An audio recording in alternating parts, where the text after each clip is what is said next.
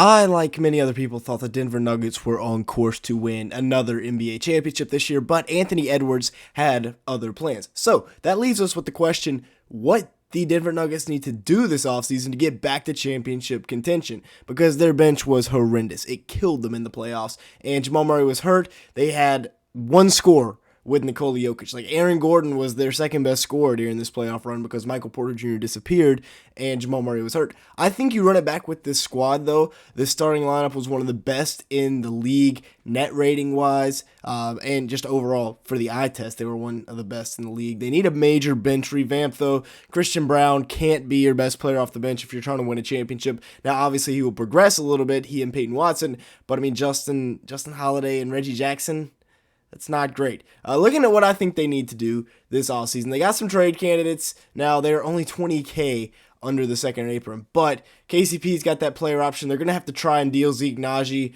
I mean, I guess you could look at Hunter Tyson, but I don't see why. I think he's a guy that you can develop to be a good piece in the long term. Zeke Naji's making 4 years, or making $33 million over the next 4 years, and he's only averaging 3.2 points per game, 2.2 rebounds, on 46% shooting from the field. Definitely a guy I would look to swing if I was the Nuggets. Now, in 2021-22, he did average 6.6 points, 3.6 boards, and shot at 51% from the field, but he was not able to maintain that success, and I think you have to keep Kentavious Caldwell-Pope, probably your best perimeter defender, on a $15 million player option. That's pretty cheap for him. A guy that averaged 10 points per game, 2.4 rebounds, 46% shooting from the field, 40% from three. Now, if you just look at the box score, you'd say maybe that's a bit of an overpay, but when he brings that and his elite defense, that's a guy you got to keep around. He held opponents to shooting 40% from the field this year, and that was while guarding the other team's best player. Now, like I said, this lineup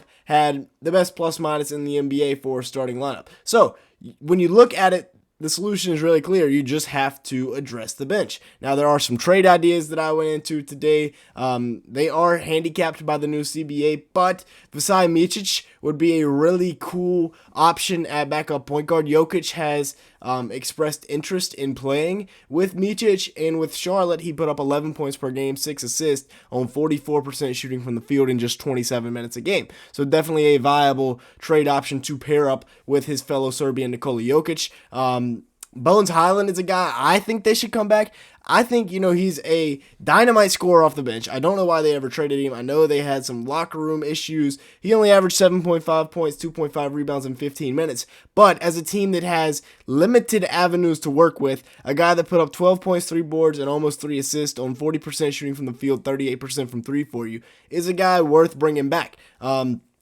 You also have other options here. Kelly Olynyk being one who averaged 10 points per game, 5 boards, 4.4 assists on 55% shooting from the field, 39% from 3 this year for the Raptors. He started the year with the Jazz. Royce O'Neal with the Nets this year averaged about 8 points per game, 5 rebounds, 3 assists, and he also played for the Suns a bit, 20 minutes a game for him. And then Corey Kispert, I don't know if the Wizards would be able to do this, but maybe like Zeke Naji, pick 28 and a couple of future seconds, or maybe a future first for Corey Kispert, who put up 13.5 points, 3 rebounds. Now, I know he doesn't bring the most defense, but as a scorer and shooter off the bench, he could thrive alongside of Nikola Jokic as well. Now, some free agents to look into. Gordon Hayward is a guy that has really been brought up in rumors. He's obviously not going back to OKC. Sam Presti didn't mean to call him a mistake, but that's how it sounded, and so obviously he wasn't too happy with that. With Charlotte this year, he put up 14.5 points per game, 4.7 rebounds, 4.6 assists on 48% shooting from the field,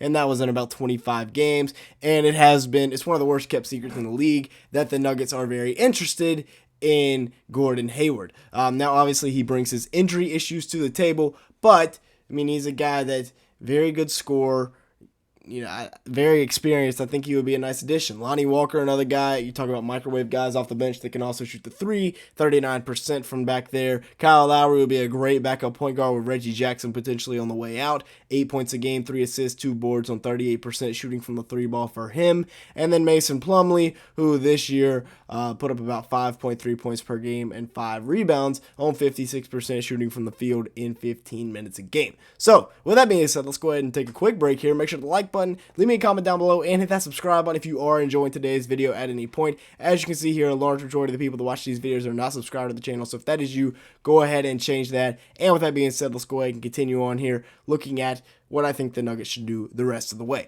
They got to keep the core together. Like we said, best plus minus as a lineup in the league. The starters are not the issue, that is for sure. I mean, you have the 3-time MVP. You have a great wing scorer in Michael Porter Jr., one of the better point guards in the league in Jamal Murray, especially once the playoffs come around if he's not hurt. And then 2 great 3-and-D options in Aaron Gordon and KCP. I guess Aaron Gordon, not much of a three-point shooter, more of, a defender and in-between guy. And then I think Michael Porter Jr. will be back. He's only 25 years old. Really, he's only played 4 years in the league because 2 years he's missed the entire year with injury. And he averaged 17 points per game, 7 rebounds, 1.5 assists in 32 minutes per game this year for the Nuggets. He shot at 48% from the field, 40% from 3 on 6 attempts, and played 81 games. So this is a guy that, yes, he had a bad playoff run, but he will be back. He is a great scorer, one of the better shooters in the league. In the playoffs, he averaged 16.7 boards, 46% shooting from the field, and 40% from 3. It was just that series against the Timberwolves that he hurt them. He killed them in that series. He could not hit a shot. 32% from 3, 38% from the field, averaged 6 boards and 11 points per game. Overall, not fantastic. Now, Jamal Murray, another guy that usually a big playoff riser for them, well, he had the calf injury this year, and it, not great. 18.4 points per game for him, 4.4 rebounds, 40% shooting from the field, and 30% from 3. Usually, like we said, he is a known playoff riser, a guy that will elevate his game when it matters most. And this year, the calf injury, I mean, you could just see it slowed him down tremendously. Now, they also have pick 28 in the draft, and 3 guys that I think they should get. One, Day'Ron Holmes, a guy from Dayton that can just do it all. I think he would be great off the bench for this Nuggets team, he and Peyton Watson in the front court. Kevin McCullough Jr., a guy that can come in and contribute from day one. Great defender. Just got to get that knee right, but great defender, great shooter, great scorer. I think he is a home run pick. And then Jalen Tyson from California, a guy that's been around the block in college, but another guy that averaged about 20 points, very athletic, good defender, that could fit right into this Nuggets team from day one. So definitely some guys that could come in and make a huge impact. They also need some internal development. The 3 rookies they got last year, Hunter Tyson, Jalen Pickett, Julian Strawther. Strawther was the only one that really got major minutes this year, but I think all 3 of these guys are guys that can contribute.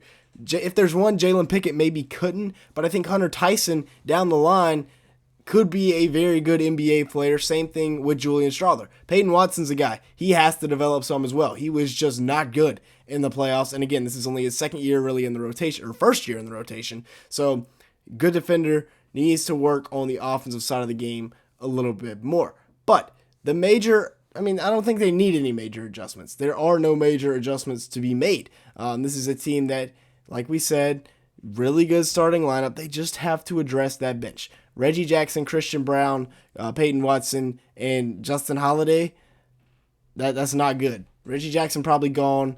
Peyton Watson, Christian Brown develop a little bit. You can bring back Justin Watson and then add a couple of really good pieces to this bench. And this is, once again, a championship contender, assuming Michael Porter Jr. doesn't disappear and Jamal Murray doesn't get hurt. With that being said, that's going to be it for today's video. Thank you so much for watching. Make sure to leave me a comment down below. Hit that subscribe button. And like I said, we're trying to hit about 200 likes on today's video. So if you could help us out with that, it'd be greatly appreciated. And with all that being said, thank you so much for watching today's video.